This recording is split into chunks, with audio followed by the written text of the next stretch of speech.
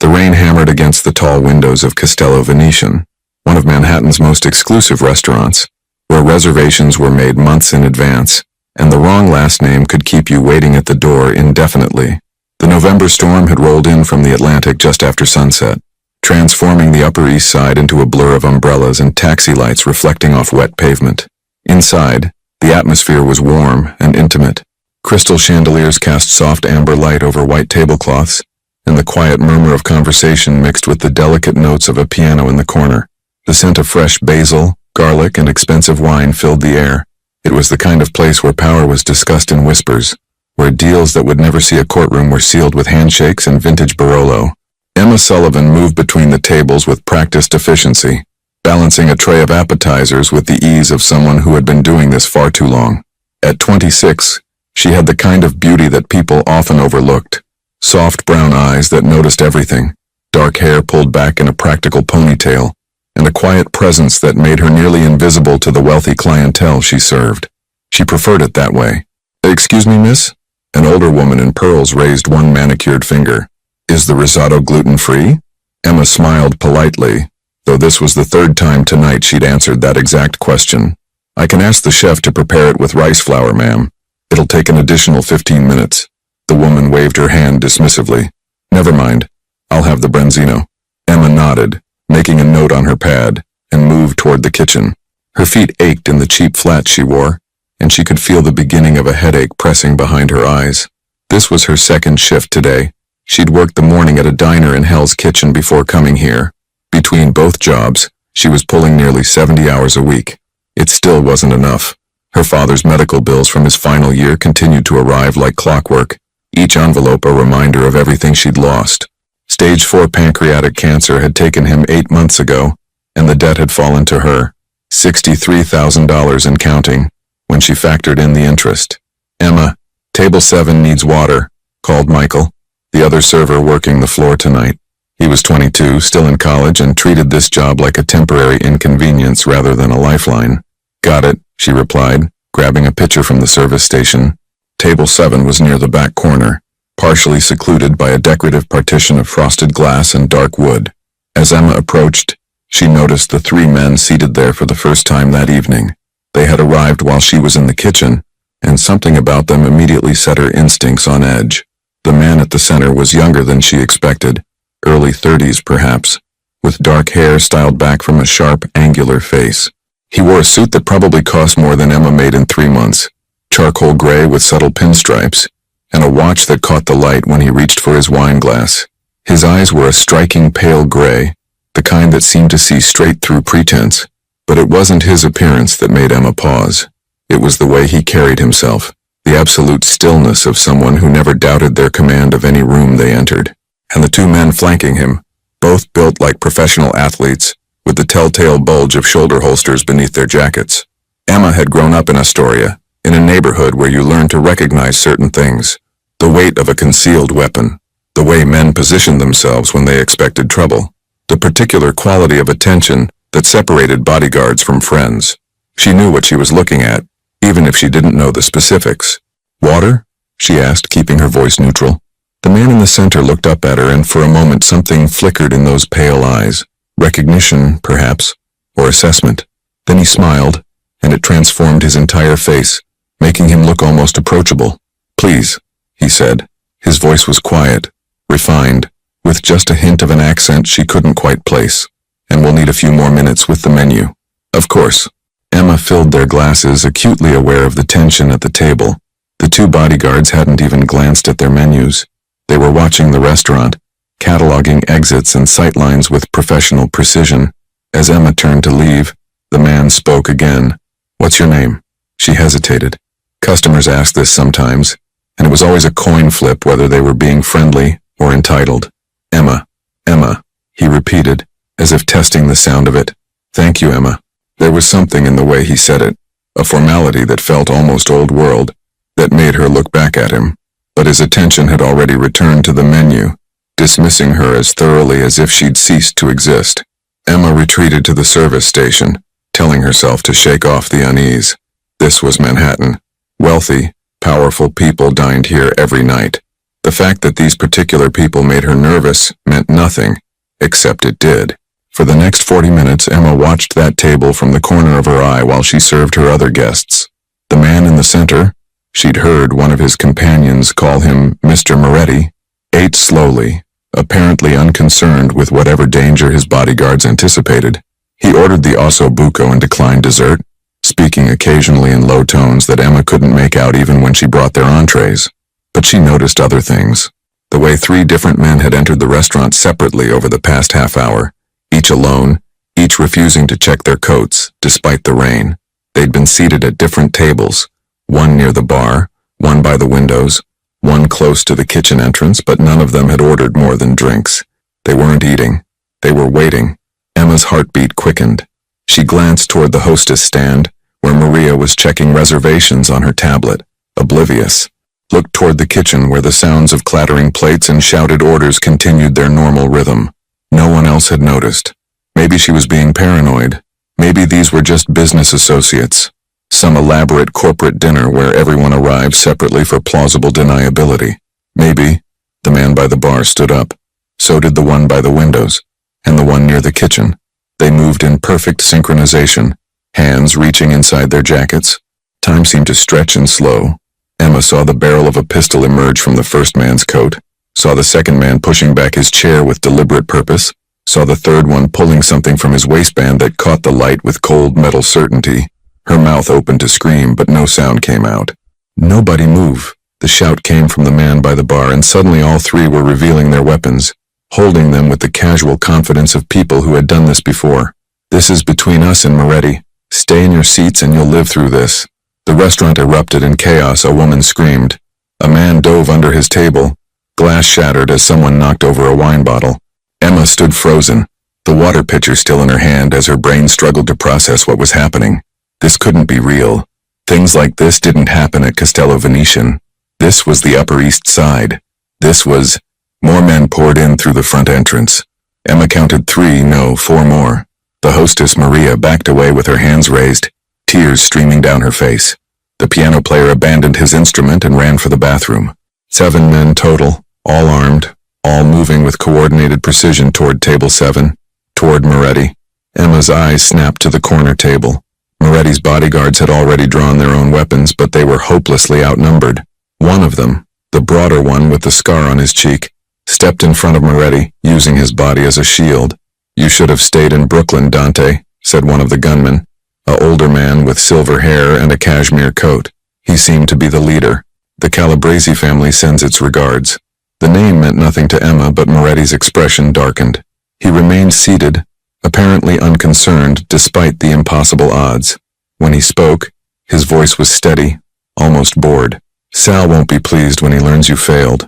The silver-haired man laughed. "Who says we're going to fail?" Everything happened at once. The bodyguard with the scar fired first, hitting one of the gunmen in the shoulder. The wounded man stumbled back but didn't fall. Return fire erupted from 3 different directions. The bodyguard jerked as bullets struck him, and he collapsed across the table in a spray of shattered china and spilled wine. The second bodyguard went down an instant later, hit multiple times before he could take proper cover. Emma finally moved, diving behind the service station as more shots echoed through the restaurant. Her ears rang. Her hands shook so violently she could barely keep her grip on the water pitcher. Around her she could hear sobbing, screaming, the thunder of footsteps as people scrambled for exits. But most of the gunmen weren't interested in the other diners. They advanced on table 7 in a tightening circle, weapons trained on the one man still seated calmly in the corner. Emma risked a glance over the top of the service station.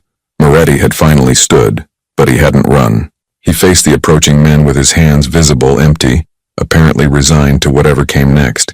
His expression was unreadable, not quite accepting, not quite defiant, just still. "Any last words?" the silver-haired man asked. "Tell Sal he's made a mistake," Moretti replied quietly. The leader raised his weapon, finger tightening on the trigger. Emma didn't think. Thinking would have stopped her, would have reminded her that she was a waitress from Astoria with a mountain of debt and dreams of nursing school. Thinking would have told her this wasn't her fight, wasn't her world, wasn't her problem. But her body moved before her mind could object. She was behind Moretti's table somehow, though she didn't remember crossing the distance. One of the fallen bodyguards lay sprawled beside her, his weapon just inches from her hand. Emma grabbed it, heavier than she'd expected, cold and solid, and raised it in one fluid motion born from pure adrenaline and survival instinct. The silver-haired man was 5 feet away, his attention entirely on Moretti. Emma pulled the trigger. The recoil jolted through her arms like lightning. The sound was deafening, overwhelming, nothing like the movies. The silver-haired man's eyes went wide with shock as the bullet struck him center mass. He stumbled backward, weapon clattering from his grip, and collapsed against an overturned chair. For one crystalline moment, everyone in the restaurant froze. Emma stood there, gun still raised, unable to process what she'd just done. The weapon trembled in her hands. Smoke curled from the barrel. Her ears rang with a high-pitched whine that drowned out everything else. Then chaos exploded around her. The remaining gunmen turned toward her, weapons tracking to this new, impossible threat. But Moretti moved faster than she would have thought possible. He grabbed Emma by the shoulders and threw her down, covering her body with his own, as bullets chewed through the wooden partition above them. "Stay down," he hissed in her ear. In the distance, cutting through the ringing in her ears, Emma heard the most beautiful sound in the world. Sirens. Police sirens, growing rapidly closer. The gunmen heard them too. Emma saw hesitation ripple through their ranks, the calculation of whether they had time to finish what they'd started. In the end, survival instinct won. They scattered like shadows, some heading for the kitchen exit, others pushing past screaming diners toward the front door. Within seconds, the restaurant was empty of everyone except the terrified staff and customers. And Emma, still pinned beneath Moretti on the floor behind an overturned table. He shifted his weight, looking down at her with those pale gray eyes that now held something new. Surprise, calculation, and perhaps the faintest hint of respect. "Who are you?" he asked quietly. Emma couldn't answer. She was shaking too hard, her breath coming in rapid gasps that bordered on hyperventilation. The gun had fallen from her grip and lay on the floor beside them, and she couldn't stop staring at it, at what she'd done with it. She'd shot someone, actually shot a person. She'd pulled the trigger and watched him fall and, "Breathe," Moretti commanded, his voice cutting through her spiraling panic. "Slowly. In through your nose, out through your mouth, that's it." She followed his instructions without thinking, her body responding to the absolute certainty in his tone. Gradually, her breathing slowed. Her vision cleared. The ringing in her ears faded enough that she could hear shouting outside. Car doors slamming, boots pounding on pavement. Moretti stood, wincing slightly, and Emma saw blood spreading across his left side where a bullet had grazed him. But he moved with the same controlled grace as before, apparently unconcerned with his injury. He offered her his hand. Emma stared at it for a long moment, recognizing that taking it meant something, meant crossing a line that couldn't be uncrossed. But what choice did she have? Her palm was already stained with gun residue. Her fingerprints were on the weapon. The entire restaurant had seen what she'd done. She took his hand. His grip was firm, steady, pulling her to her feet with effortless strength. "Listen to me carefully," Moretti said, his voice low and urgent as the police sirens grew deafening outside. "You just saved my life. That makes you either the bravest or the stupidest person I've ever met, and I haven't decided which yet." He paused, his eyes searching her face. "But what you definitely are now is a target. The men who came here tonight, they won't forget what you did, do you understand?" Emma nodded mutely, though understanding felt miles away. "Good." Moretti reached into his jacket. Emma flinched, but he only pulled out a business card, pressing it into her palm. "When this is over, when the police are done with you, call that number. Don't go home. Don't go anywhere familiar. Just call." "I don't," Emma started, but her voice cracked. "I don't understand what just happened." Something that might have been sympathy flickered across Moretti's face. "You stepped into a world that doesn't forgive mistakes. But you also," he hesitated, as if the words were unfamiliar.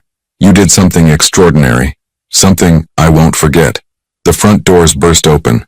Police officers flooded into the restaurant, weapons drawn, shouting commands that blurred together into incomprehensible noise.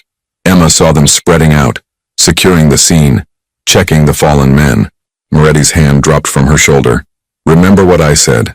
Call that number. I promise you, Emma Sullivan, you're going to need the help." How did he know her last name? She'd only told him Emma, but there was no time to ask.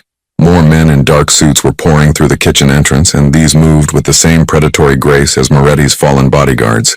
They surrounded him immediately, already pulling him toward a back exit that Emma hadn't known existed. Moretti looked back once as they hustled him away, his pale eyes locked with hers across the demolished restaurant, and in them she saw something that made her blood run cold.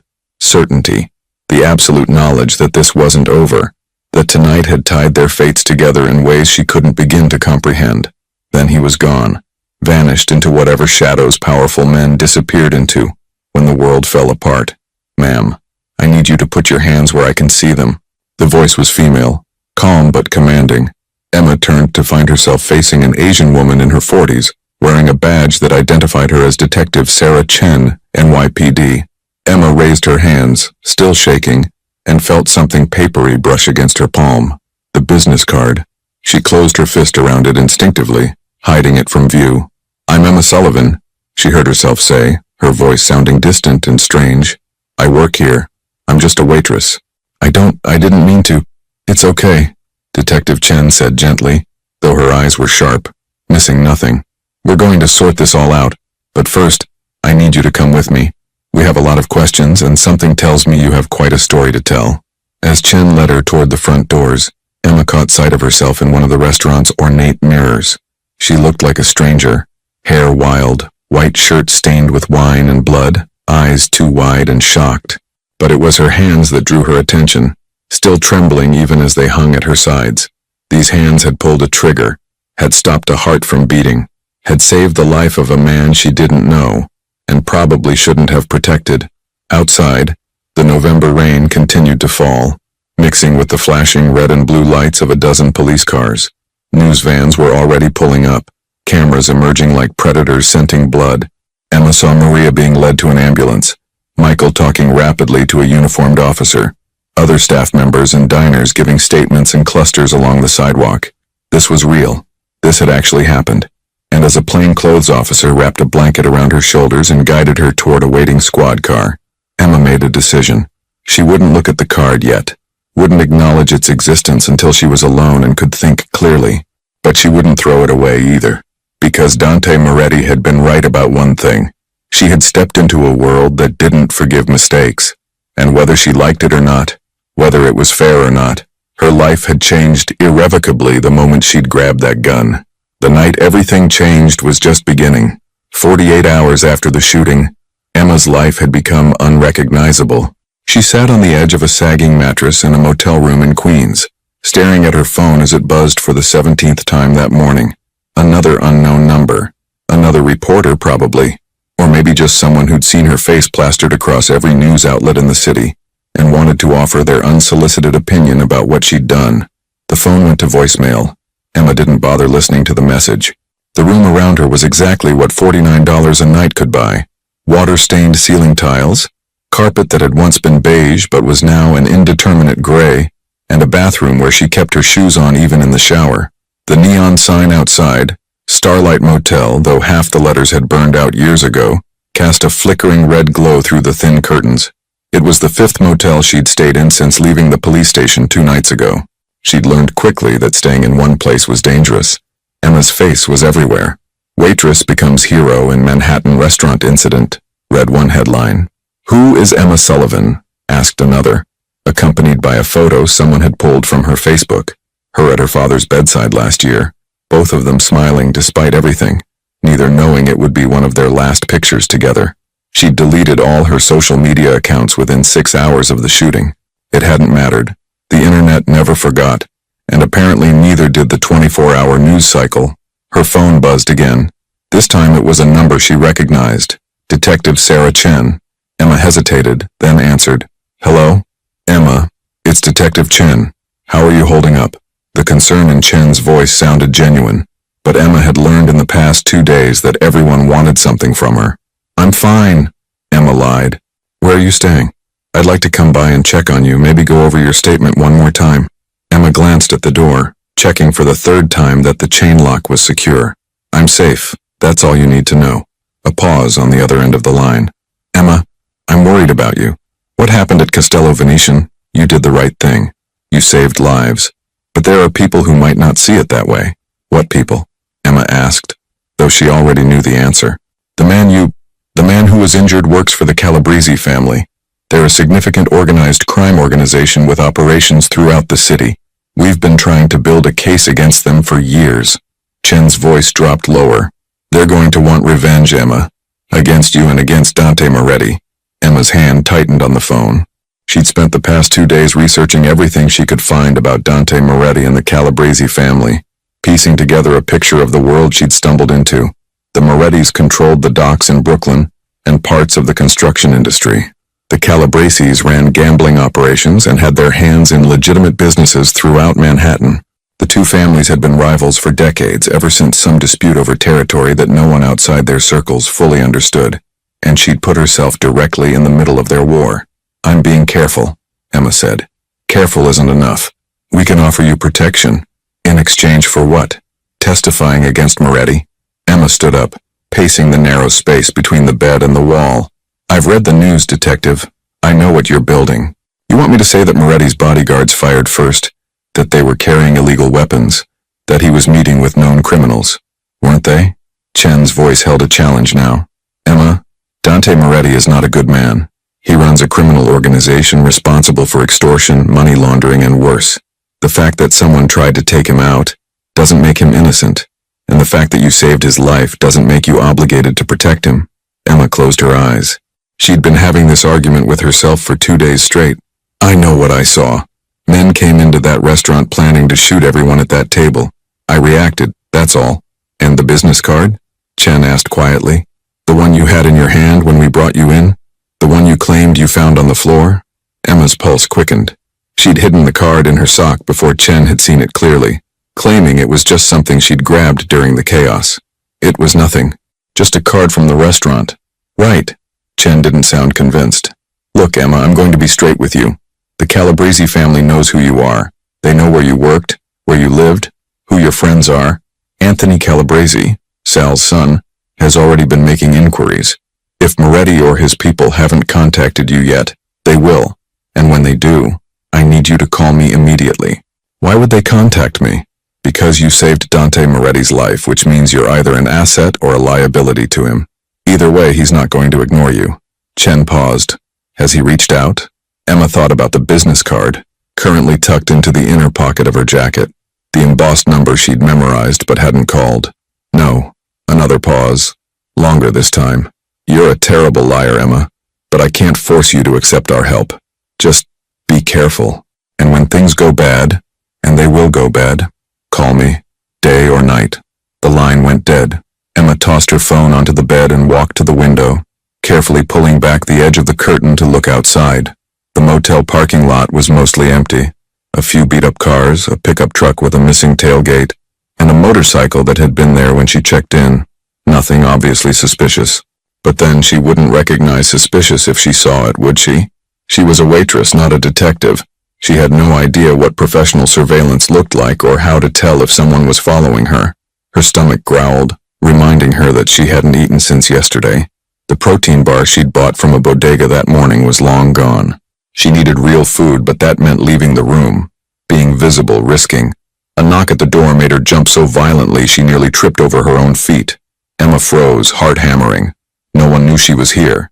She'd paid cash, used a fake name, specifically chosen a place that didn't ask questions. No one should be knocking on her door. The knock came again, harder this time. Miss Sullivan? I know you're in there. The voice was male, calm, with an accent she couldn't place. Vaguely European maybe. Not threatening exactly, but absolutely confident. The voice of someone accustomed to being obeyed. Emma looked around the room frantically. The window didn't open far enough to climb through. The bathroom had no exterior exit. She was trapped.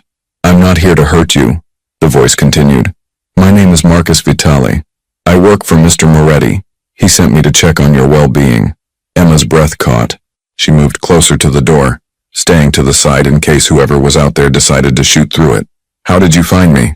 Miss Sullivan, if you could find 5 different motels to hide in over the past 2 days, did you really think we couldn't track you to this one? A hint of amusement colored his tone. You used your debit card at a bodega 3 blocks from here this morning. We've been monitoring your accounts. Of course they had. Emma felt stupid for not realizing sooner.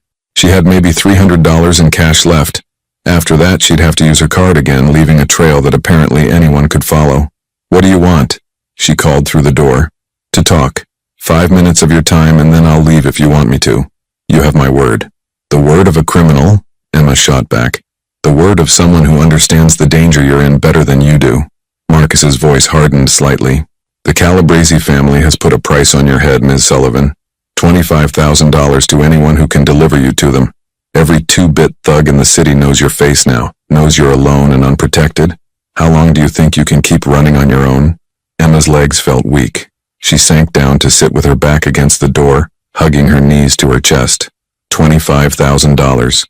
That was more than most people in her old neighborhood made in a year. How many desperate people would jump at that opportunity? I'll call the police, she said, but it sounded weak even to her own ears. And tell them what? That organized crime figures are looking for you? They already know. Detective Chen told you as much, didn't she? Marcus paused. The police can't protect you, Ms. Sullivan. They don't have the resources to provide round-the-clock security for a witness who hasn't even agreed to testify. At best, they'll put you in a safe house for a few days, then expect you to disappear into witness protection, which means abandoning your entire life, your friends, your future. Is that what you want? Emma didn't answer. She'd already considered witness protection and rejected it. Starting over with a new identity, in some random city far from everything she'd ever known, giving up on nursing school and the life she'd been fighting so hard to build, it felt like letting the Calabreses win without them even having to find her. Mr. Moretti is offering you another option, Marcus continued. His protection, in exchange for your cooperation. Cooperation with what? That's a conversation for Mr. Moretti to have with you directly. But I can tell you this much. You'll be safe. You'll be compensated for your time, and when this is over, you'll be able to return to your normal life. That's more than the police are offering. Emma wanted to laugh at the phrase normal life. That ship had sailed the moment she picked up that gun. But maybe Marcus had a point.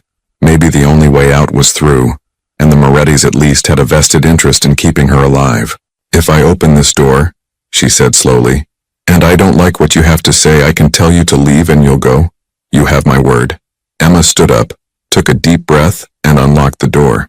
She kept the chain engaged, opening it just wide enough to see the man on the other side. Marcus Vitali was in his 50s, with iron gray hair combed back from a deeply lined face. He wore an expensive suit despite the dreary Queen setting, and carried himself with the same quiet authority she'd seen in Moretti. His eyes, dark brown, almost black, assessed her with professional interest but no apparent hostility. May I come in? He asked politely. Every instinct Emma had screamed at her to say no, to slam the door and call Detective Chen immediately. But another part of her, the practical part that had learned to survive on her own after her father passed, recognized that Marcus was right. She couldn't run forever. She needed help, and her options for where to find it were extremely limited. She unhooked the chain and stepped back. Marcus entered the room, closing the door behind him with a quiet click. He looked around with barely concealed distaste, taking in the stained carpet and peeling wallpaper. This is unacceptable. You saved Mr. Moretti's life, and you're living in this. It's what I can afford, Emma said defensively. Not anymore. Marcus reached into his jacket. Emma tensed, but he only pulled out a thick envelope. There's $10,000 in cash here. Consider it a down payment on Mr. Moretti's gratitude. Use it to find somewhere safer to stay. Somewhere with actual security. Emma stared at the envelope like it might explode. I can't accept that. Why not? You're in this situation because you helped Mr. Moretti. The least he can do is ensure you're not sleeping in a place with bed bugs and mold. Because accepting money from him means I owe him something.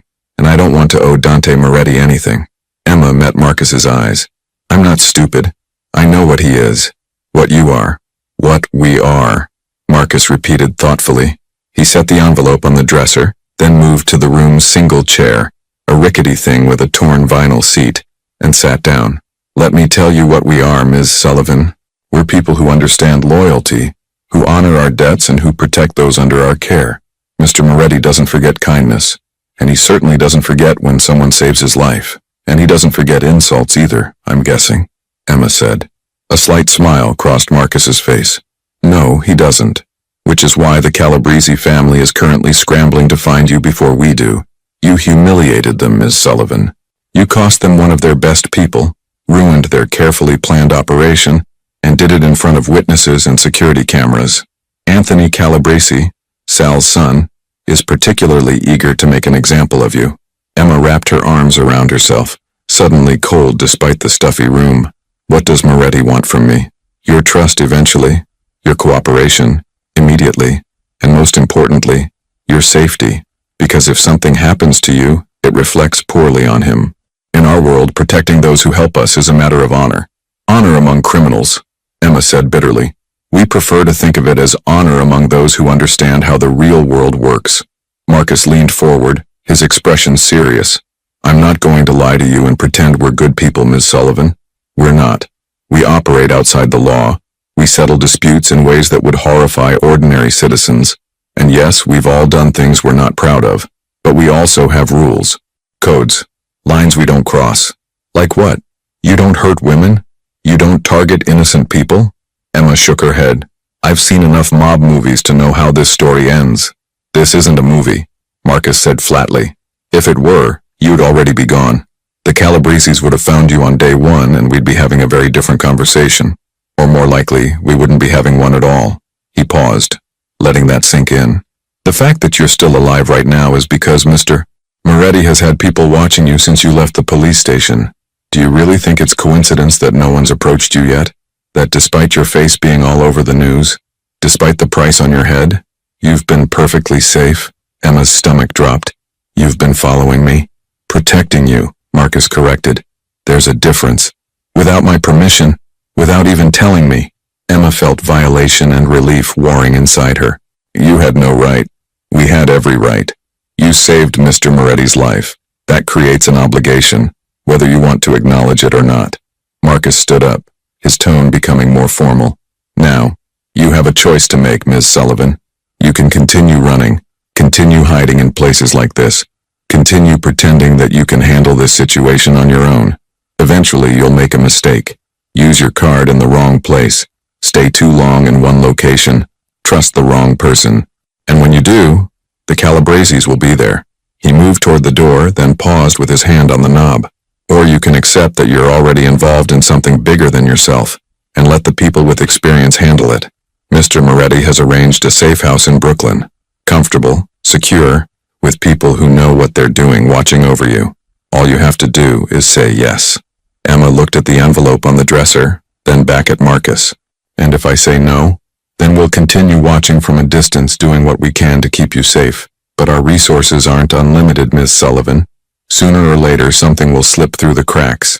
He opened the door, letting in the sound of traffic from the street beyond. The card Mr. Moretti gave you has a number on it. Call it when you're ready to make the smart choice. Don't wait too long. Then he was gone, the door closing behind him with a soft click. Emma stood frozen in the middle of the room, her mind racing. She walked to the window and carefully looked out, watching as Marcus crossed the parking lot to a black sedan with tinted windows. The car pulled away smoothly, disappearing into the afternoon traffic. But in the parking lot, she noticed something she hadn't seen before. A dark SUV parked in the far corner, positioned with a clear view of her motel room door. As she watched, another man walked casually past her window. Just a guy in jeans and a jacket. Could be anyone, except for the way his eyes flicked toward her door, cataloging, assessing. They were still watching, had been watching this entire time. Emma let the curtain fall back into place and sank onto the bed. The envelope sat on the dresser like a challenge. $10,000. Enough to solve her immediate problems, to buy her time and options and safety. All she had to do was accept it. Accept that she was in Dante Moretti's debt. Accept that her normal life was over, at least for now. Accept that sometimes the only way to survive was to make deals with people you'd normally cross the street to avoid. Emma pulled out her phone and stared at it for a long moment. Detective Chen's number was there, just one call away. So was the card Marcus had mentioned, with Moretti's private line. Two choices, two very different paths. She thought about her father, about what he would tell her to do. He'd been a good man, honest and hard-working, the kind of person who believed in the system and following the rules. But he'd also been practical. He'd taught her that surviving sometimes meant making difficult choices, compromising your ideals for the sake of living to fight another day. I'm sorry, Dad, Emma whispered to the empty room. Then she pulled Dante Moretti's business card from her jacket pocket and began to dial. The safe house in Brooklyn was nothing like Emma had expected. She'd imagined something dark and claustrophobic, a basement apartment with barred windows and the constant smell of cigarette smoke. Instead, Marcus had driven her to a renovated brownstone in Park Slope, complete with original hardwood floors, exposed brick walls, and tall windows that flooded the space with afternoon light. "This is the safe house?" Emma had asked, standing in the doorway with her single bag of belongings. "Mr. Moretti believes that comfort and security aren't mutually exclusive," Marcus replied, leading her inside. "The windows are bulletproof glass. The doors are reinforced steel beneath the decorative facade, and there are cameras covering every approach to the building.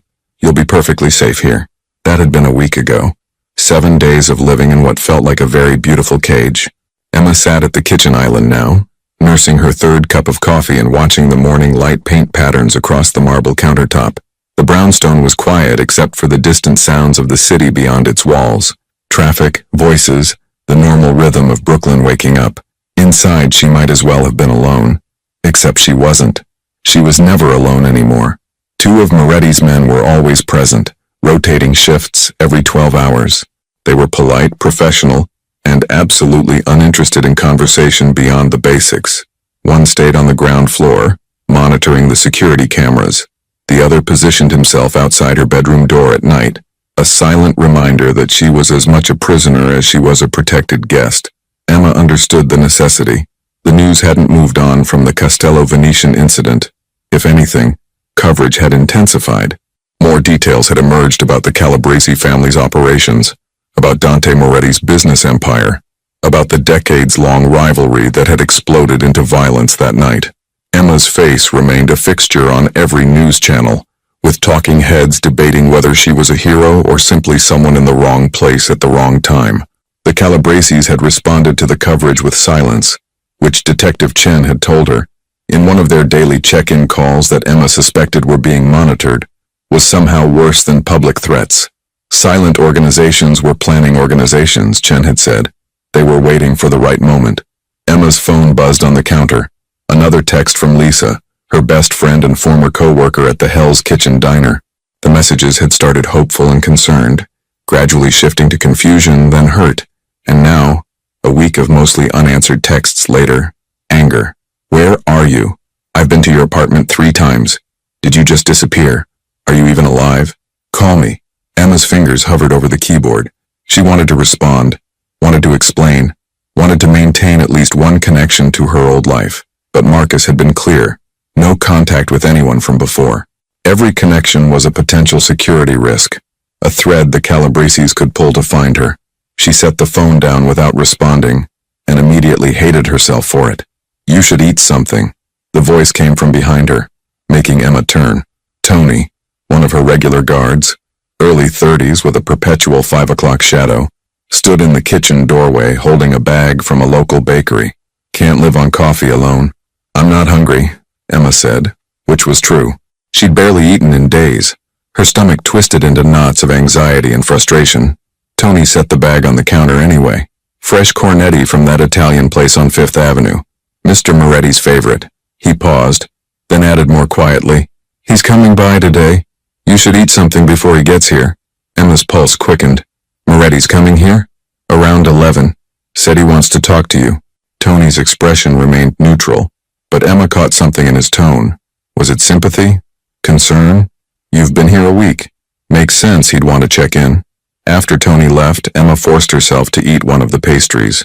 It was delicious, flaky, buttery, filled with sweet custard, but it sat like lead in her stomach. She'd been in this house for 7 days and hadn't seen Dante Moretti once. Part of her had started to wonder if the man from the restaurant had been real, or just some fever dream conjured by trauma and adrenaline. But he was coming today, and Emma needed to be ready. She went upstairs to her room, spacious, beautifully furnished with a view of the tree-lined street below, and stared at her reflection in the full-length mirror. She'd lost weight she couldn't afford to lose, and dark circles had taken up permanent residence under her eyes. Her hair needed washing, and the clothes Marcus had provided, expensive casual wear that fit perfectly, because of course they'd known her size, hung loosely on her frame. She looked like a ghost of herself. Emma forced herself through a shower, then dressed carefully in jeans and a soft gray sweater. She dried her hair and even applied a little makeup, some remnant of pride demanding she not look completely defeated when facing the man who'd turned her life upside down. At exactly 11 o'clock, she heard the sound of multiple vehicles pulling up outside. Emma moved to the window, careful to stay behind the curtain, and watched as 3 black SUVs parked in front of the brownstone. Men in suits emerged first, scanning the street with practiced vigilance. Then Dante Moretti stepped out of the middle vehicle. He looked different in daylight, somehow more real and less like the dangerous figure from her memories. He wore dark slacks and a charcoal sweater, no jacket despite the November chill. As he approached the door, he glanced up at Emma's window, directly at her hiding spot, as if he'd known exactly where she'd be. Their eyes met for a fraction of a second before Emma jerked back from the curtain, heart pounding. She heard the front door open, heard Marcus's voice greeting Moretti, heard footsteps on the stairs. Emma stood in the middle of her room, hands clasped to keep them from shaking as a knock sounded on her door. "Ms. Sullivan, may I come in?" Moretti's voice, quiet and formal, exactly as she remembered. Emma took a breath and opened the door. He stood in her doorway, and this close she was struck again by his youth. The news had reported his age, 32, but the weight of authority he carried made him seem older. His pale gray eyes studied her with the same intense focus from the restaurant, taking in details she couldn't hide, her weight loss, her exhaustion, the barely concealed fear she felt standing this close to him. "You look terrible," he said bluntly. Emma almost laughed at the directness. "Thank you, you look great too." A hint of a smile crossed his face. "May I?" He gestured to the room. Emma stepped back, letting him enter. Moretti moved to the window, looking out at the street below where his men maintained their vigil. He was quiet for a long moment, and Emma found herself studying him in profile, the sharp line of his jaw, the slight tension in his shoulders, the way he held himself with complete certainty even in stillness. "I've been told you're not eating," he said finally, not looking at her, "that you barely sleep, that you spend most of your time staring at your phone but never actually making calls. Are your men reporting on everything I do?" "Of course they are. Your safety is their primary responsibility." Now he turned to face her. "But keeping you alive isn't enough if you're going to waste away from misery. This house is meant to be a refuge, not a prison." "Funny," Emma said, unable to keep the bitterness from her voice. "It feels a lot like a prison. Beautiful bars are still bars." Moretti was quiet for a moment, considering her words. Then he moved to one of the chairs by the window and sat down, gesturing for Emma to take the other. She remained standing. "Sit," he said, and it wasn't quite a command, but it wasn't a suggestion either. Emma sat, mostly because her legs were shaking and she didn't want him to see. "I owe you my life," Moretti began, his voice measured and careful. "That's not a debt I take lightly. In my world, such an obligation is sacred. It demands repayment, protection, loyalty. Do you understand?" "I understand that I made a split-second decision that I didn't think through," Emma replied. "I didn't do it expecting anything from you. I didn't even know who you were, which makes it more remarkable, not less." He leaned forward slightly. "Most people would have stayed hidden, would have let events unfold and told themselves it wasn't their problem. But you acted. You stepped into danger to protect a stranger. That takes either tremendous courage or tremendous stupidity, and I don't think you're stupid." Emma looked away, uncomfortable with his intensity. "I'm not brave either. I was terrified. Courage isn't the absence of fear. It's acting despite it." Moretti paused.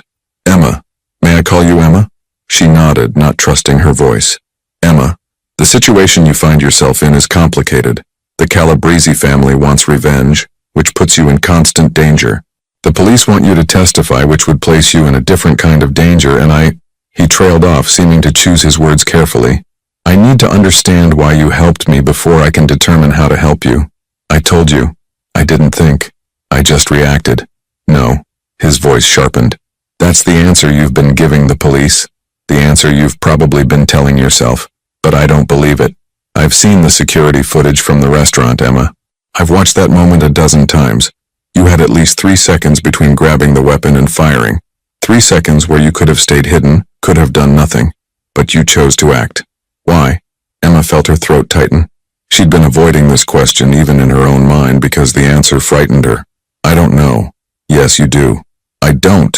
The words came out sharper than she intended. "Maybe I saw my father in you, okay? Maybe in that split second I saw someone about to lose their life the way my dad lost his, and I couldn't just watch it happen again. Maybe it was trauma response or adrenaline or just pure stupidity like you said. But I don't have some grand explanation for you. I couldn't let you die. The words hung in the air between them. Moretti's expression softened almost imperceptibly. Your father, he said quietly. Marcus told me he passed away recently. Cancer? Emma nodded, not trusting herself to speak. And you were with him? At the end? Every day. Emma's voice cracked. I watched him get weaker and weaker. Watched him fight and lose and finally give up. I held his hand when he took his last breath and I couldn't do anything to stop it. I was completely helpless. So when you had the chance to stop someone else from losing that fight, you took it. It wasn't a question, but Emma answered anyway. I guess so. Moretti leaned back in his chair, studying her with those unsettling pale eyes. You saved my life because you couldn't save your father's. That's not what I expected. What did you expect? I don't know. Ambition, perhaps. Self-preservation instinct. Maybe I thought you recognized an opportunity and seized it, calculating that a crime boss would owe you a significant debt. He shook his head slowly. But you're not calculating at all, are you? You're just genuinely good, which is extraordinarily rare in my world. Emma didn't know how to respond to that, so she said nothing. Moretti stood up and moved back to the window. I need to tell you something, and I need you to listen carefully. The attack at Castello Venetian wasn't just about the Calabreses trying to take me out. It was more complicated than that. What do you mean? There was someone inside my organization feeding information to the Calabreses. Someone who knew where I'd be that night, who I'd be with, what security I'd have. His voice remained calm, but Emma could hear the anger beneath it. Someone close to me betrayed me, and I need to find out who. Emma's chest tightened. What does that have to do with me? Everything. Moretti turned to face her. You're an outsider with no connections to either family, no history with any of us. You're also observant. I could see it at the restaurant, the way you were watching everything, noticing details. And most importantly, you're someone I can trust, because you have absolutely nothing to gain from my death. You want me to help you find a traitor? Emma stood up, backing away. Are you insane? I'm a waitress, not some kind of investigator. I don't know anything about your world. Exactly. Which is why you'll see things my own people would miss. They're too close to it, too embedded in the politics and alliances. Moretti moved toward her, not threatening, but intent. I'm asking for your help, Emma. Not as an employee or an asset, but as someone I'm hoping can become an ally. And if I say no, then I'll continue protecting you, continue providing everything you need until the situation resolves itself. But I think you already know that hiding here indefinitely isn't sustainable. You'll go mad with boredom and isolation within a month. He paused. This is an opportunity.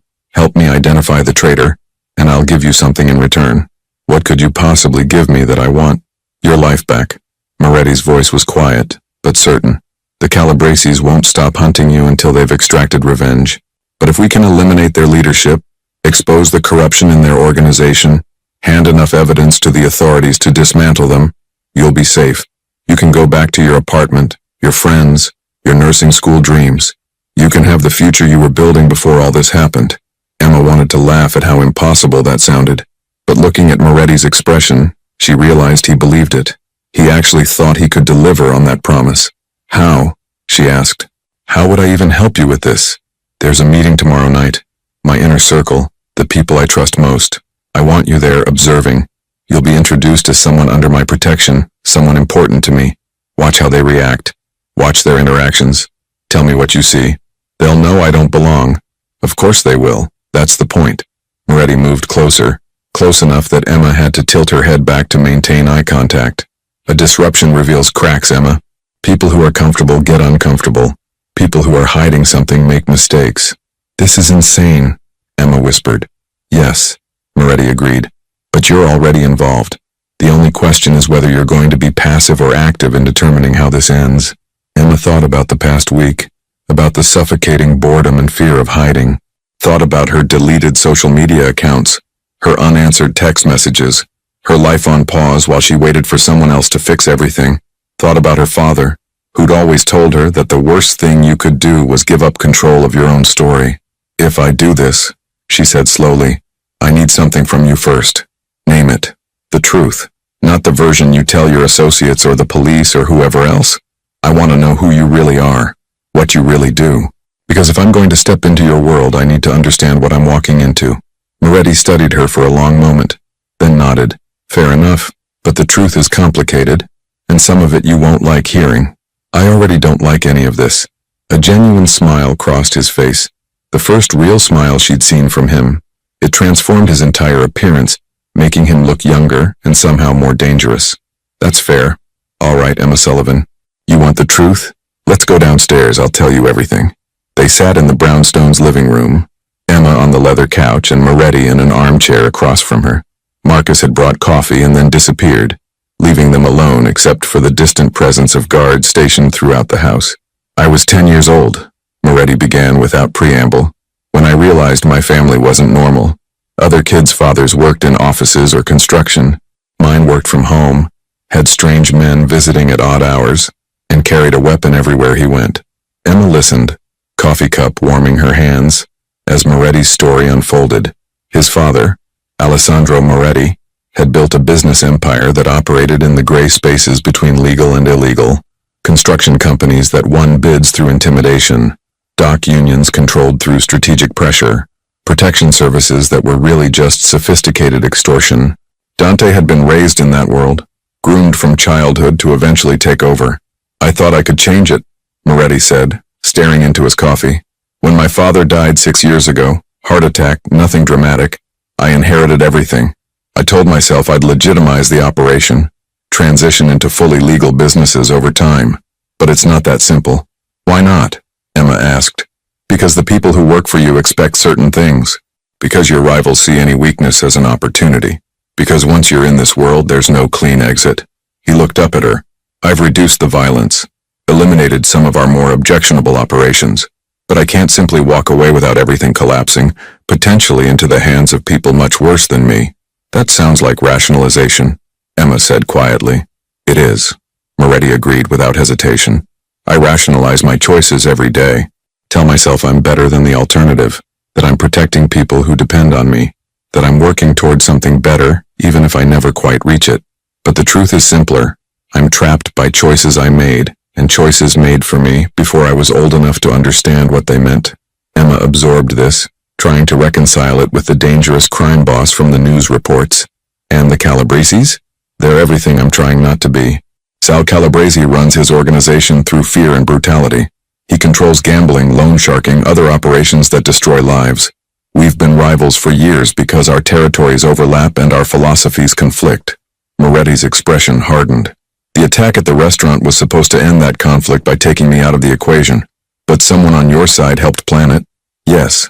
Someone who either wants my position or has been bought by the Calabreses. Either way, they're willing to see me gone. He set down his coffee cup. That's the world you're stepping into if you agree to help me. Dangerous, morally complicated, and with no guarantee of a happy ending. Emma was quiet for a long time, processing everything she'd heard. Finally, she asked, Why me? You must have dozens of people who could do what you're asking. Why involve someone who has no experience, no connections, no skills for this? Because of exactly that, Moretti said. Everyone else in my world has an agenda. You're the first person I've met in years who wants nothing from me except to survive and get back to your normal life. That makes you the only person I can trust completely. He stood up, moving to look out the window at the quiet Brooklyn street. Tomorrow night there will be a dinner. My Uncle Vincent, my oldest friend Tony, my advisor Father Russo, and a few others. All people I've known for years, any one of whom could be the traitor. I need you there watching them with fresh eyes. Will you do it? Emma thought about everything she'd lose by saying yes. Her illusions of safety, her moral high ground, her ability to pretend she wasn't already deeply involved in this situation. Then she thought about what she'd lose by saying no. Agency, purpose, and any real chance of reclaiming her future. I'll do it, she said. But I have conditions. Name them. First, I want Detective Chen to know I'm safe. You can monitor the call, but I need to contact her so she stops thinking I've been taken against my will. Moretti nodded. Agreed. Second, when this is over, if we actually survive and manage to identify your traitor, you help me disappear for real. New city, clean slate, no connections to any of this. I can do better than that. I'll ensure you can finish nursing school wherever you want, with all expenses covered. Emma blinked, surprised by the offer. Why would you do that? Because debts should be repaid with interest and you saved my life, Moretti's voice was matter-of-fact. Is there a third condition? Yes. Emma met his eyes directly. No one gets hurt because of me. If my involvement puts innocent people in danger, we stop immediately. I won't be responsible for casualties. Something flickered in Moretti's expression. Respect, perhaps, or sadness. I can't promise that no one will be hurt, but I can promise that we'll do everything possible to minimize harm. Is that acceptable? It wasn't. Not really. But it was the best she was going to get. Okay, Emma said. I'm in. Moretti crossed the room and extended his hand. Emma stood and shook it, his grip firm and surprisingly warm. This was it, she realized. The moment she stopped being a victim of circumstances and became an active participant in her own fate. She just hoped she wasn't making a terrible mistake. The dinner is tomorrow at 7, Moretti said. Marcus will bring you appropriate clothing and brief you on who will be there. Until then, try to rest. You're going to need your strength. He moved toward the door, then paused. Emma, thank you for saving my life at the restaurant and for agreeing to help me now. I won't forget either. Then he was gone, leaving Emma alone with her thoughts and the weight of what she'd just agreed to do. Outside, the Brooklyn afternoon continued its normal rhythm. Children playing, people walking dogs, the gentle chaos of ordinary life. Emma watched it all from her window and wondered if she'd ever find her way back to that kind of simplicity. Probably not, but at least now she was moving forward instead of just hiding and hoping for rescue. And maybe, just maybe, she could help end this before anyone else got hurt, even if the person most likely to get hurt was herself. Emma stood in front of the full-length mirror, barely recognizing herself. The dress Marcus had delivered that afternoon was elegant but understated, a deep navy that brought out her eyes, with a modest neckline and sleeves that ended just above her elbows. It fit perfectly, tailored to measurements she hadn't provided but that someone had clearly obtained. Her hair had been styled by a woman who'd arrived with a bag full of professional equipment, creating soft waves that framed her face. Even minimal makeup made her look polished, sophisticated, like someone who belonged in Dante Moretti's world. She looked like someone she wasn't. You look beautiful, Marcus said from the doorway, his tone respectful but businesslike. Mr. Moretti will be pleased. Emma turned away from her reflection. I don't care about pleasing him. I just want to get through tonight without making a fool of myself. You won't. Marcus entered the room, carrying a small jewelry box. But you need to understand something before we leave. The people you're about to meet, they're dangerous. Not in the obvious way, with threats and violence. They're dangerous because they've survived decades in a world where trust is currency and betrayal is common. They'll be evaluating you, trying to determine why Mr. Moretti has brought you into his inner circle. What should I tell them? Nothing. Let Mr. Moretti explain your presence. Your job is simply to observe. Marcus opened the jewelry box, revealing a delicate silver necklace with a small pendant. May I? Emma nodded, turning so he could fasten it around her neck. The pendant was cool against her skin, a simple design that looked expensive without being ostentatious. This necklace has a recording device, Marcus said quietly. Mr. Moretti will be listening to everything that's said tonight. If you feel uncomfortable or threatened at any point, touch the pendant and say the word, headache. We'll extract you immediately. Emma's hand went instinctively to the pendant. You're saying this could be dangerous. I'm saying we're taking precautions. There's a difference. Marcus stepped back, evaluating her appearance with a critical eye. Remember, you're there as Mr. Moretti's guest under his protection. No one will harm you directly, but they may try to intimidate you, test you, see how you react under pressure. Great, Emma muttered. And I'm supposed to be observing them while they're observing me? Exactly. Now let's go over the key players one more time. For the next 20 minutes, Marcus reviewed the dossiers Emma had studied all afternoon. Vincent Moretti, Dante's uncle, the underboss who'd been with the organization for 40 years. Father Michael Russo, not actually Dante's biological father, but a priest who'd been the family's spiritual advisor and consigliere since before Dante was born. Tony Corelli, Dante's childhood friend, now a captain controlling several key operations. And 3 others, lieutenants who managed different aspects of the business. Any one of them could be the traitor. It's time, Marcus said, checking his watch. The car is waiting. The drive to the restaurant took 30 minutes, winding through Brooklyn toward an area Emma didn't recognize. They pulled up to a building that looked abandoned from the outside. Graffitied walls, boarded windows, a rusted sign that might have once advertised something. But when Marcus led her through a side entrance, Emma found herself in a completely different world. The interior had been transformed into an intimate dining space that looked like it belonged in a different era. Dark wood paneling, burgundy wallpaper, oil paintings of Italian countryside scenes. A single large table dominated the room, set with fine china and crystal glasses that caught the light from an elaborate chandelier overhead. Dante Moretti stood near the head of the table, dressed in a perfectly tailored charcoal suit.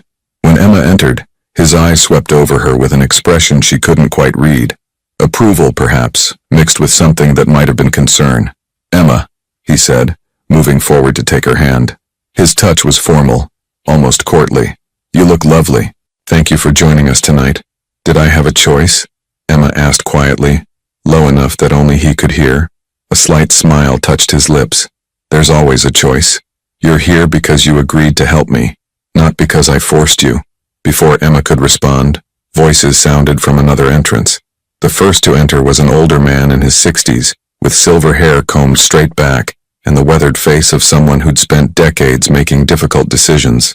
He moved with the careful deliberation of someone whose body had accumulated old injuries. "Uncle Vincent," Moretti said, his tone warm but measured. "Thank you for coming." Vincent Moretti's eyes locked onto Emma immediately, assessing her with the sharp focus of a predator, identifying something new in its territory. "Dante, and who is this?" "This is Emma Sullivan. She's under my protection."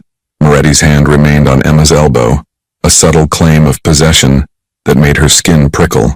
"Emma, this is my Uncle Vincent. He's been with the family longer than I've been alive." Emma extended her hand, remembering Marcus's coaching. "It's nice to meet you, Mr. Moretti." Vincent took her hand, his grip dry and firm. "Sullivan? Irish?" "Yes, sir.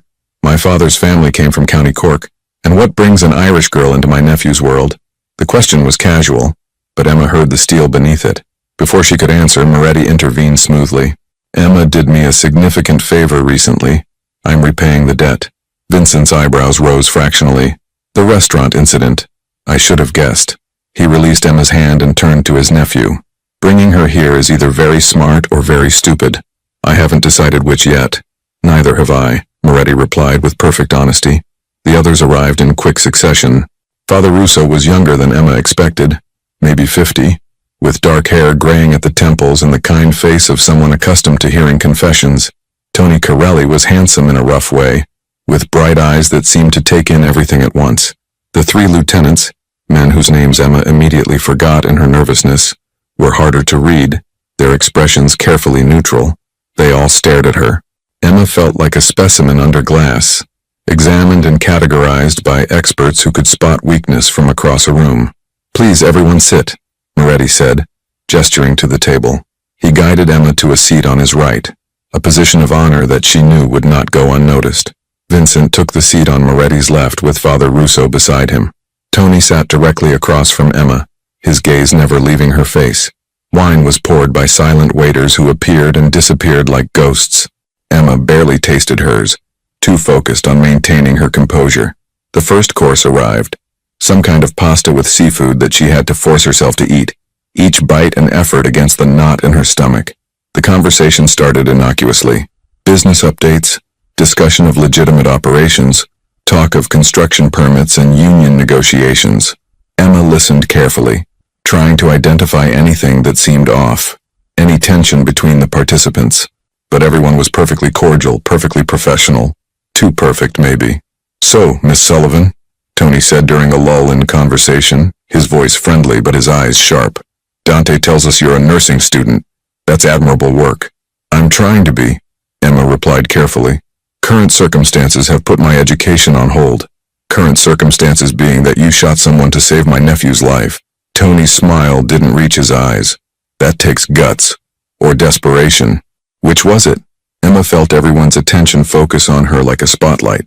She met Tony's gaze directly. It was instinct. "I saw someone about to be hurt, and I reacted. I didn't think about whether it was brave or desperate. I just acted." "Interesting." Tony leaned back in his chair. "Most people freeze in situations like that. The fact that you didn't makes me wonder about you, Miss Sullivan.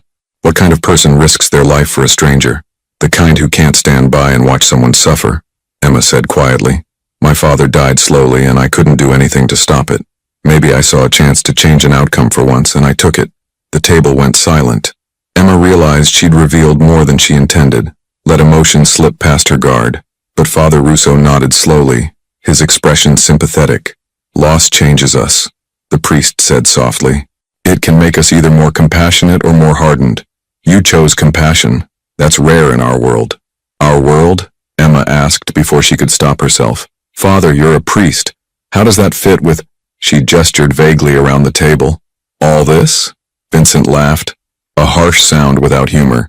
You think criminals don't need God, girl? I think that serving God and serving a crime organization might conflict, Emma said, then immediately regretted her bluntness. But Father Russo only smiled. You'd be surprised how often they align. I minister to people the church has forgotten, provide counsel when the law can't or won't help. Is that so different from your nursing ambitions? Helping those in need, regardless of who they are or what they've done? Emma had no answer to that. The logic was twisted, but she couldn't quite identify where. The main course arrived, veal that melted like butter, accompanied by vegetables Emma couldn't name. The conversation shifted to other topics, but Emma noticed something. Every few minutes someone would glance at Vincent. A quick look, barely perceptible, but it happened repeatedly. Tony did it. So did one of the lieutenants. Even Father Russo, though his glances were more subtle. They were checking his reactions, she realized, waiting for some signal or approval. Emma touched her pendant casually, the gesture natural as she adjusted her necklace. Moretti needed to know about this pattern. Uncle, Moretti said, his voice cutting through a discussion about dock operations. You've been quiet tonight. What's your assessment of our position with the Calabrese situation? Vincent set down his wine glass with deliberate care.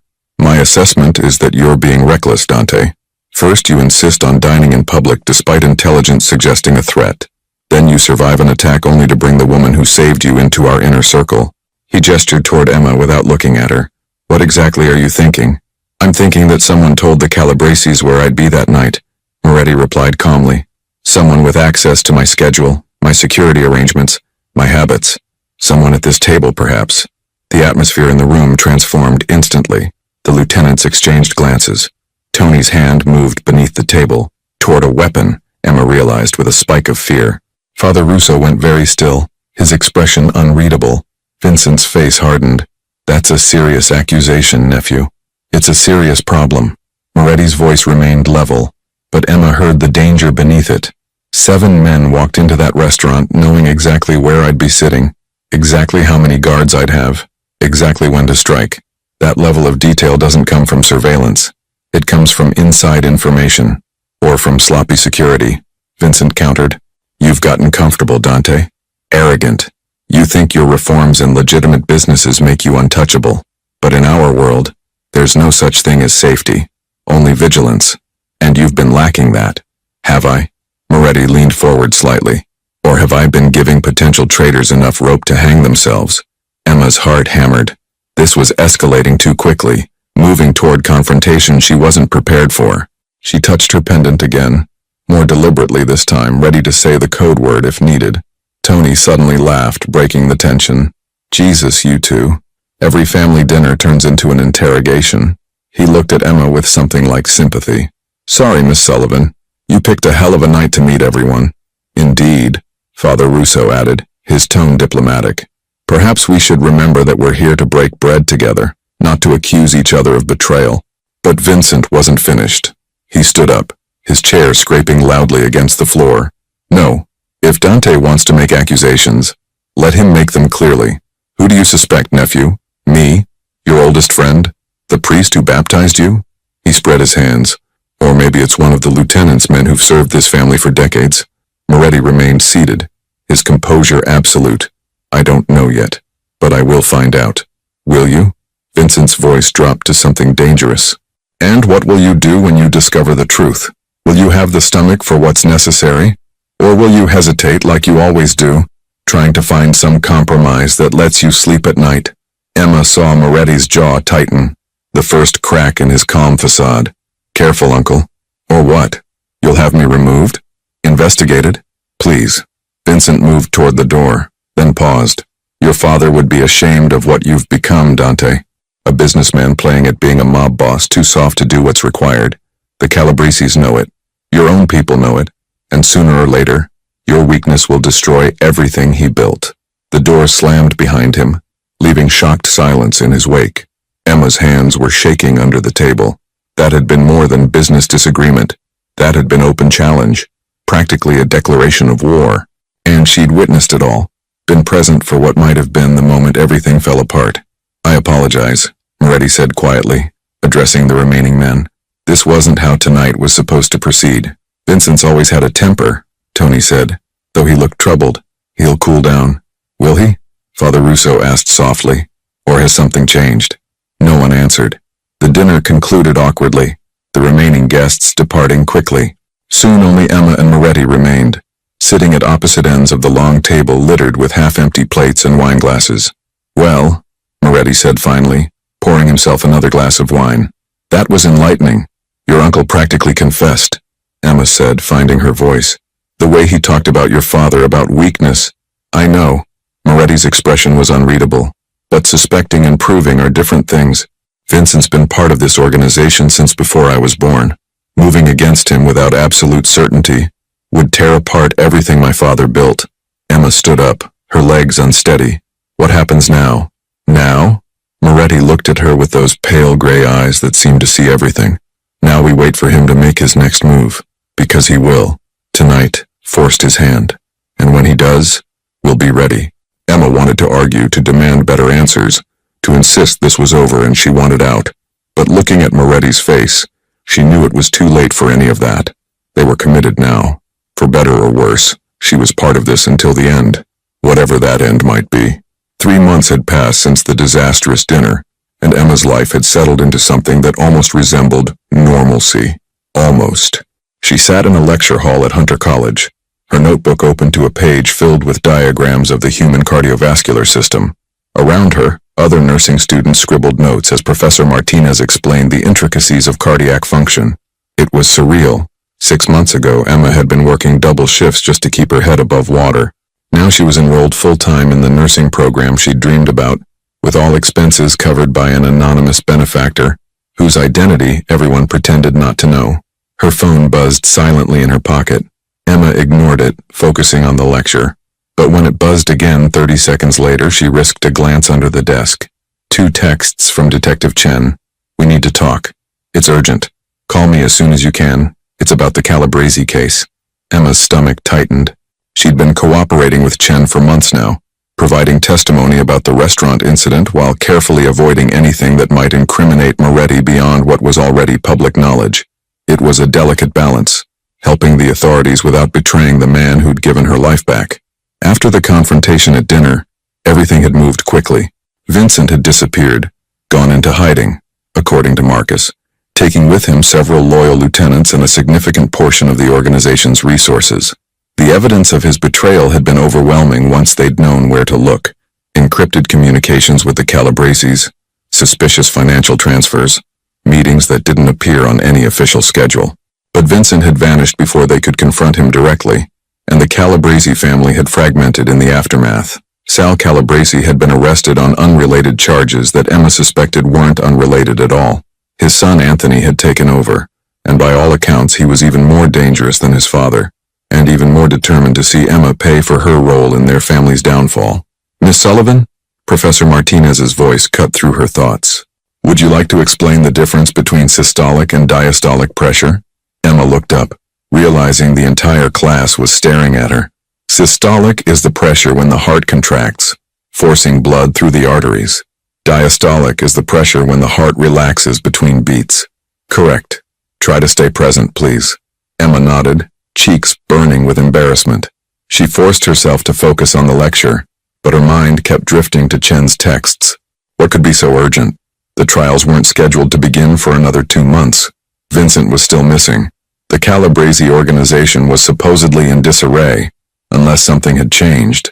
When class finally ended, Emma gathered her things and headed for the exit, already dialing Chen's number. The detective answered on the first ring. Emma, thank God. Where are you? Just leaving class. What's going on? We got word from one of our informants. Anthony Calabrese is planning something. We don't know what exactly, but your name came up in intercepted communications. Chen's voice was tense. I need you to come down to the precinct right away. We're arranging protective custody. Emma stopped walking, standing in the middle of the bustling hallway while students flowed around her. Chen, I can't just disappear again. I have classes, commitments. This is serious, Emma. More serious than before. Anthony isn't like his father. He's impulsive, violent, and he's taken your involvement in Sal's arrest personally. Chen paused. We think he's planning to make a move soon, maybe within days. Emma closed her eyes, feeling the careful structure of her new life beginning to crumble. I need to think about this. There's no time to think. Just come to the station, please. We can discuss options when you're here and safe. I'll call you back, Emma said, then ended the call before Chen could protest. She stood there for a moment, students streaming past her, feeling the weight of impossible decisions pressing down. Then she pulled up a different number, one she hadn't called in weeks, and hit dial. Marcus answered immediately. Miss Sullivan, is everything all right? I need to talk to him. To Moretti. It's important. He's at the office. I'll send a car for you. No. Emma glanced around the hallway, suddenly paranoid about who might be watching. I'll take the subway, just tell him I'm coming. She ended the call and headed for the exit, her mind racing. She'd been avoiding Moretti lately, trying to establish boundaries between the life he'd given her and the person she wanted to become. But Chen's warning had shattered that illusion of separation. Emma was still connected to that world, still vulnerable to its violence. And if Anthony Calabrese was coming for her, she needed to know what Moretti planned to do about it. The office was in a renovated warehouse in Red Hook, overlooking the Brooklyn waterfront. From the outside, it looked like any other commercial building. Inside it was surprisingly elegant. Exposed brick and modern furniture, floor-to-ceiling windows offering views of the harbor. Artwork that Emma suspected was worth more than most people made in a year. Marcus met her at the entrance, his expression concerned. Mr. Moretti is expecting you, but Emma, he hesitated. He's not alone. Who's with him? Tony and Father Russo. They've been strategizing about the Calabrese situation. Marcus studied her face. Whatever you need to discuss, maybe it can wait until... No. Emma's voice was firm. It can't wait. Marcus nodded and led her through the building to a corner office with glass walls that could be made opaque with the touch of a button. Currently, they were transparent, offering Emma a clear view of the three men inside. Moretti sat behind a large desk, his suit jacket discarded and his shirt sleeves rolled up. Tony stood by the window, phone pressed to his ear. Father Russo occupied one of the leather chairs reading something on a tablet. They all looked up when Emma entered. Emma. Moretti stood immediately, surprise and something else. Concern, maybe, crossing his face. I wasn't expecting you. Is everything all right? No. Emma remained standing, too agitated to sit. Detective Chen called. She says Anthony Calabrese is planning something, that I'm a target. She wants me in protective custody. The three men exchanged glances. Tony ended his phone call and moved closer. Father Russo set down his tablet, his expression grave. We know, Moretti said quietly. We've been monitoring the Calabrese communications for weeks. Anthony has become erratic, obsessed with revenge. And you didn't think to tell me? Emma's voice rose despite her efforts to stay calm. I've been going to class, living my life, thinking I was safe because you said the situation was under control. But it's not under control, is it? Emma? Moretti started, but she cut him off. Don't try to manage me or protect me from information I have a right to know. She looked at each of them in turn. I did what you asked. I helped identify Vincent as the traitor. I've cooperated with the police investigation while protecting your interests as much as possible. I've earned the right to know what's actually happening. Tony spoke up, his voice surprisingly gentle. You're right. We should have kept you informed. But we were hoping to resolve this before it became your problem again. My problem? Emma laughed bitterly. It's been my problem since the moment I picked up that gun. You can't protect me from reality just because you feel guilty about dragging me into your world. I don't feel guilty, Moretti said, and something in his tone made Emma look at him more carefully. He moved around the desk, approaching her with measured steps. I feel responsible. There's a difference. You saved my life, and because of that, you've been marked by people who don't forgive. That's not guilt. That's a debt I haven't finished repaying. I don't want your debt, Emma said, but her voice was quieter now. I just want to understand what I'm facing. Moretti gestured to the chairs. Then sit. We'll tell you everything. Emma sat, and for the next 20 minutes they laid out the situation in detail. Anthony Calabrese had taken his father's arrest badly. The old man was facing decades in prison on racketeering charges, all built from evidence that Emma's testimony had helped establish. Anthony blamed Emma for destroying his family's empire, and he'd spent the past 3 months consolidating power and planning revenge. He's been recruiting, Tony explained, pulling up information on his phone. Former Calabrese soldiers, independent contractors, anyone with a grudge against our organization. He's building something. We're just not sure what yet. An attack? Father Russo said quietly. He's planning an attack. The only question is where and when. And you think I'm the target, Emma said. We think you're a target, Moretti corrected. Along with me, Tony, several others. Anthony wants to send a message that crossing the Calabrese family has consequences. Emma absorbed this, trying to stay calm despite the fear crawling up her spine. So what do I do? Hide again? Disappear into witness protection? That's one option, Moretti said carefully. Or, Emma prompted when he didn't continue. Moretti exchanged glances with Tony and Father Russo, some silent communication passing between them. Then he turned back to Emma. Or we end this, permanently. Emma's mouth went dry. What does that mean? It means we've been playing defense for months, reacting to threats instead of eliminating them. Tony's voice was hard. We know where Anthony is, where he operates, who he trusts. We could resolve this situation in a way that ensures you're never threatened again. Emma stood up abruptly. You're talking about taking him out. About having him hurt or worse. We're talking about protecting you, Father Russo said gently, and protecting everyone else Anthony might harm in his quest for revenge. Sometimes preventing greater violence requires difficult actions. No, Emma backed toward the door. No, I won't be part of that. I won't have their fate on my conscience because I couldn't figure out another way. Moretti was beside her in 2 strides, his hand on her arm. Not restraining, just anchoring. Emma, listen to me. I understand your moral objection. I respect it. But you need to understand something. Anthony Calabrese won't stop. Not because of police pressure, not because of negotiations, not because we ask nicely. He's beyond reason now, driven by ego and revenge. The only way to ensure your safety, to ensure anyone's safety, is to remove him from the equation. Emma looked into Moretti's pale gray eyes and saw something she hadn't expected. Genuine concern, mixed with resignation. He didn't want to do this either, she realized. Or at least, some part of him didn't. But he would, because in his world, this was what survival required. There has to be another way, Emma whispered. Tell us what it is, and we'll pursue it, Moretti replied. But I've been in this world for 32 years, Emma. I've tried every alternative I can think of. Sometimes there are no good choices, only less terrible ones. Emma pulled away from his grip, wrapping her arms around herself. Her father's voice echoed in her memory. Sometimes the hardest thing is accepting what you can't control, sweetheart. Focus on what you can change, and make peace with the rest. But how could she make peace with this? How could she stand aside while someone was targeted, even if that someone was a criminal who wanted her gone? I need time, she said finally, to think, to process all of this. Time is something we may not have, Tony said, not unkindly. Anthony could make his move any day now. Then give me until tomorrow. Emma looked at each of them. Let me talk to Detective Chen, hear what the police can actually offer. Let me make an informed decision instead of just reacting out of fear.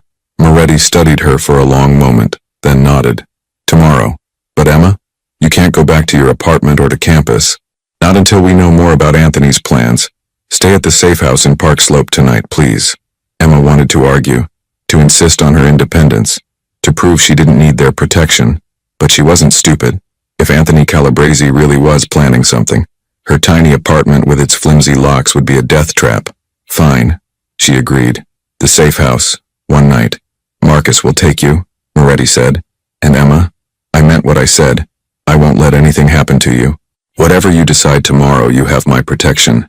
That's not negotiable. Emma nodded, too emotionally exhausted to respond.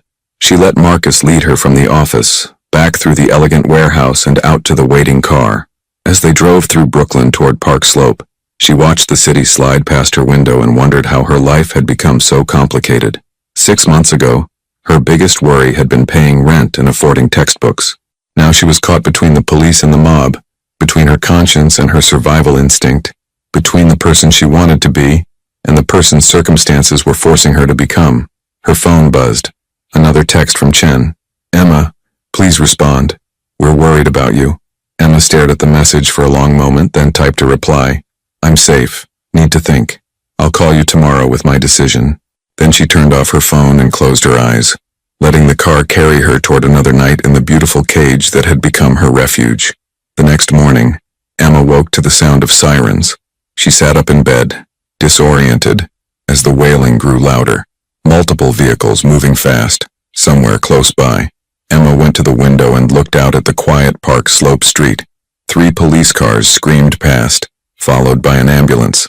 Then more cars, black SUVs that Emma recognized as the kind Moretti's people drove. Something had happened. Her phone, turned back on when she'd woken, began buzzing frantically. Calls from Marcus, from Detective Chen, from a number she didn't recognize. Emma's hands shook as she answered Chen's call. Emma, thank God. Are you at the safe house? Yes, what's happening? I hear sirens. There was an incident early this morning. A warehouse in Red Hook. Chen's voice was tight. Multiple casualties. We're still sorting through the scene, but Emma, Anthony Calabresi is gone. Someone took him out, along with most of his top people. Emma sank onto the bed, her legs suddenly unable to support her. What? It was professional, coordinated, clearly planned for weeks. Whoever did this knew exactly where to strike and when. Chen paused. Emma, I need to know. Did you have any knowledge of this? Did Moretti discuss anything with you yesterday? No.